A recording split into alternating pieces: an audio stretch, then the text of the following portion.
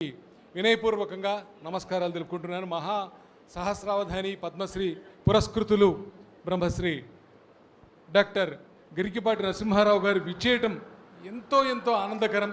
వారి అమృత కరకమలాల మీదుగా మొదటి శిబిరం ప్రారంభమైంది.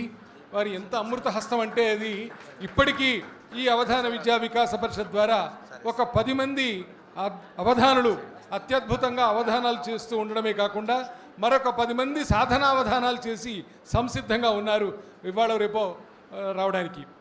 ఎక్కడైతే ప్రతిభ ఉంటుందో ఆ ప్రతిభను గుర్తించి దానికి మరింత పదును పెడితే అద్భుతాలు సృష్టించవచ్చని అవధాన విద్యా వికాస పరిషత్తు నిరూపించింది. నమస్కారం.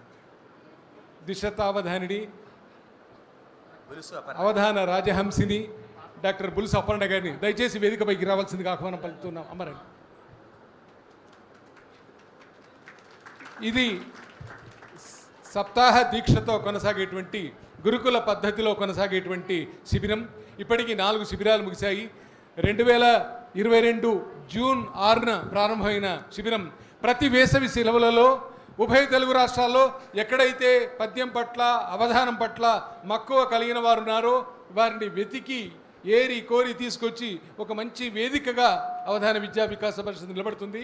అవధానాలను సృష్టించలేం కానీ అవధానులుగా ఎదగదలుచుకున్న వారికి ఇది ఒక మంచి ప్లాట్ఫామ్ అని నేను తెలియజేసుకుంటూ ఈ అవకాశాన్ని అమ్మవారు మాకు ఇచ్చింది.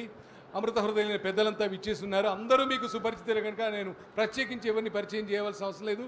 ఈ సభకు విచ్చేసిన పెద్దలకు, శతావధానం చేయబోతున్నటువంటి మా సాహిత్ మొదటి అవధాన విద్యా వికాస పరిషత్ విద్యార్థి, అలాగే శతావధానులు, దిశతావధానులు, సహస్రావధానులు అందరూ ఈ సభలలో ఉంటారు.